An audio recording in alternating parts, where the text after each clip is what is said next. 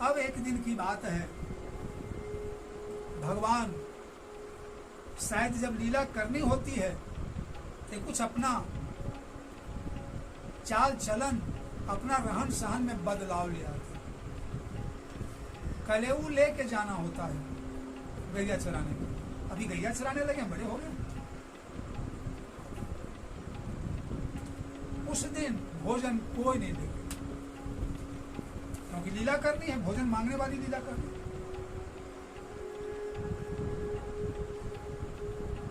गाय चल रही है,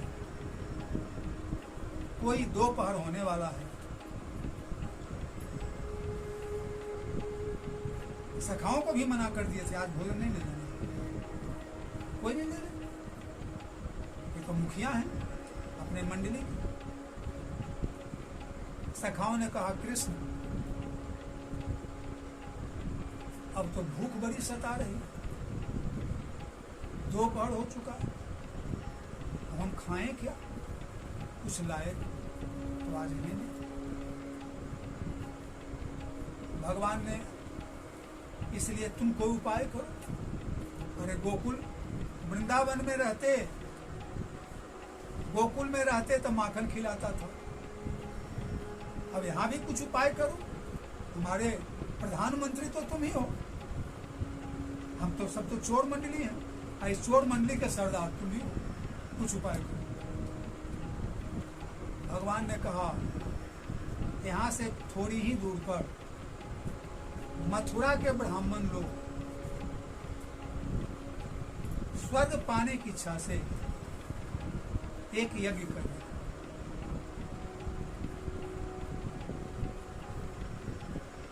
हर यज्ञ में भोजन बनता ही है, तुम जाओ उनसे कुछ भात साग मांग के ले आओ।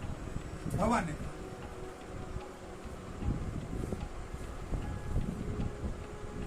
ग्वाल बाल तो उनके इशारे पर नाचने वाले थे। कन्हैया कुछ कहे, रेडी। 2 4 10 मिले, गए, हवन हो रहा, स्वाहा स्वाहा। इन्होंने जाकर पहले ब्राह्मण देवता को प्रणाम किया।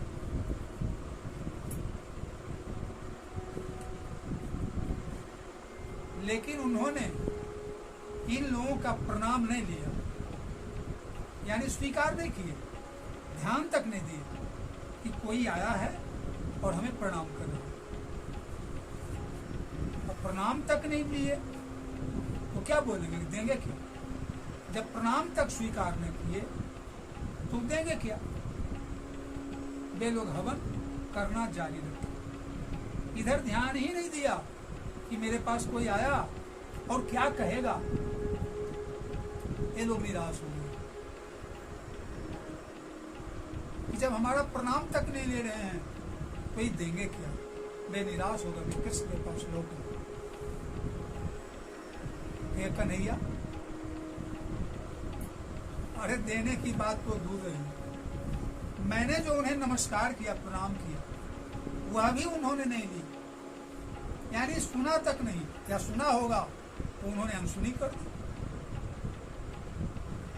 भगवान के घबराओ नहीं, जिंदगी में कभी सफलता भी मिलती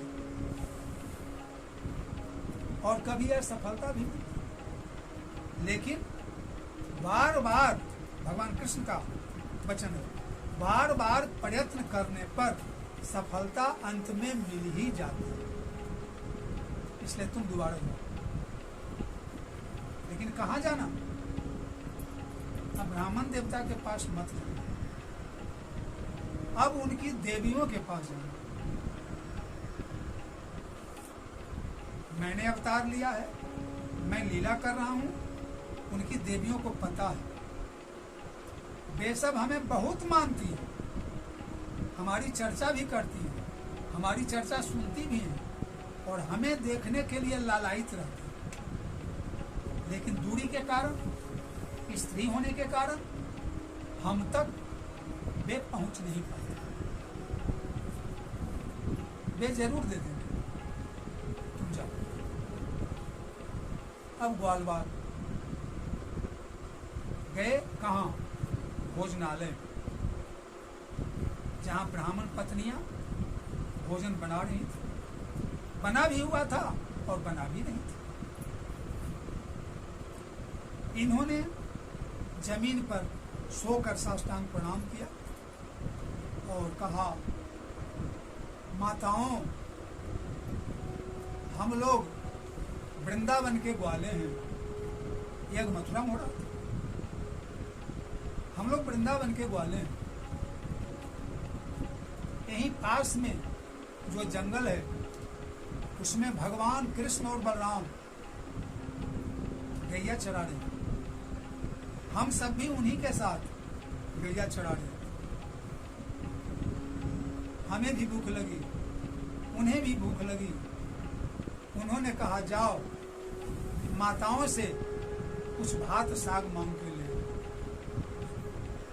और ज्यों ही सुना उन्होंने, कृष्ण आए हैं, बलराम आए हैं, वे भात दाल मांग रहे हैं। क्या कहना, लगता है उनका इंतजार ही कर रही थी। इंतजार करने नहीं थी, लगता है ऐसा भाव कि कृष्ण का वो इंतजार कर रही थी। और कोई आके कहे अब मैं चलूं, ए मूड में, ए भाव। सबों ने विचार किया कि अपने अपने पतियों से मिलना नहीं और उनको कहना भी नहीं। स्वयं तो गए नहीं, स्वयं तो दिए नहीं, हमको भी न देने देंगे और न जाने देंगे। इसलिए बड़े बड़े थाल में 56 प्रकार की सामग्रियां, अरे भगवान हैं।